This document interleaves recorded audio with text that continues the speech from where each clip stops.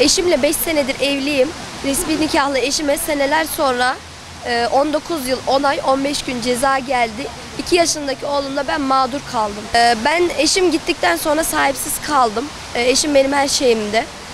Ben kadın başıma, yani savunmasız ortada bırakıldım. 2 yaşındaki evladıma ben hem anne hem baba olamıyorum, sevgi veremiyorum. Ne yapsam ne etsem de asla ve asla ona babasızlığı yapamam. Baba sevgisi veremem. Ben sadece bir an önce oğlumun babasına kavuşmasını istiyorum. Eşimle 2006 senesinde severek, kendi rızamla kaçarak evlendik, ailemin karşı çıkması üzerine. Bunun üzerine ailem şikayetçi oldu. Daha sonra şikayetlerini geri çektiler. Kamu davası açıldı. Eşime 17,5 sene ceza verildi. Eşim 7 senedir cezaevinde. Ben 2 çocuğumla mağdurum. Çok zor şartlar altında yaşam mücadelesi veriyorum. Kızım 13 yaşında. O gün 5 yaşındaydı. Oğlum 2 yaşındaydı. Babasını tanımıyor. Çok babasından uzaklaşıyor. Çok zor şartlar altında, yani çok zor durumdayız. Geçen sene Kasım ayında Tayyip dedemle bir görüşme fırsatım oldu. Ben babamı çok özlüyorum. Tayyip dede, seninle bir kere daha görüşmek istiyorum. Sesimi duy. Ben babamı çok özlüyorum Tayyip dede. Babamı görmek istiyorum artık. Babam gelsin Tayyip dede. Sen bana söz vermiştin. Demiştin ki Sıla kızımız üzülmesin, babası gelsin demiştin. Ama ben hala ağlıyorum ve babam gelmedi. Tayyip dede, ne olur sözünde dur ve babam gelsin. Ben babamı çok özlüyorum. Eşimle 2012 yılında severek isteyerek kendi rızam ile evlenip yuva kurduk. Şu an bir çocuğum var. Eşime 11 yıl 5 ay 15 gün ceza verildi. Kamudan gelen cezalar bizim yuvamızı yıktı. Şu an çocuğumla ben mağdur durumdayız. Eşim cezaevinde. Ve tecavüzcülerle aynı koğuşta yatıyor. Şu an yani biz bu sorunu buraya çözmek için geldik ve bazı sözler de aldık. Yıllardan beri de alıyoruz o sözleri. Artık bir an evvel yerine getirilmesini istiyoruz.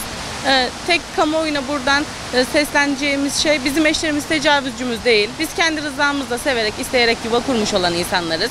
Artık bu cezayı sadece bizler değil, çocuklar da çekiyor. Bu mağduriyete bir son verilsin.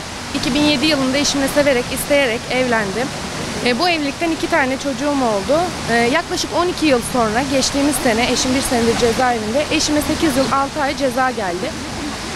Ve cinsel istismar suçuyla suçlanıyor ve tecavüzcülerle aynı koğuşta yatıyor. Biz bu suçu hiçbir şekilde kabul etmiyoruz. Bu konudaki mağduriyetimizin son bulmasını istiyoruz. Oğlum severek kaçırdığı için, biz de eve aldığımız için şu an mağduruz. Oğluma 20 yıl, eşimle bana 15'er yıl ceza isteniyor. Benim de 2 tane küçük kızım var. Onlar da arkada kalacak.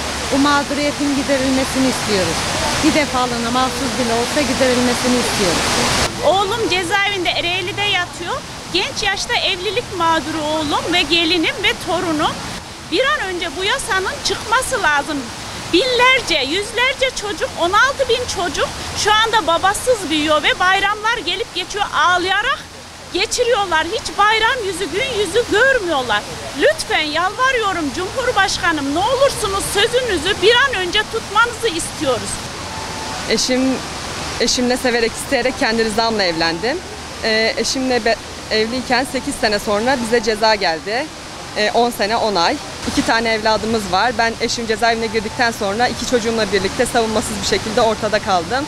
Bu mağduriyetin bir an önce giderilmesini istiyoruz. Ne olur artık sesimizi duyun. Eşim için Ankara'ya hakkımızı aramaya, eşimin cezaevinden çıkması için Ankara'ya geldik.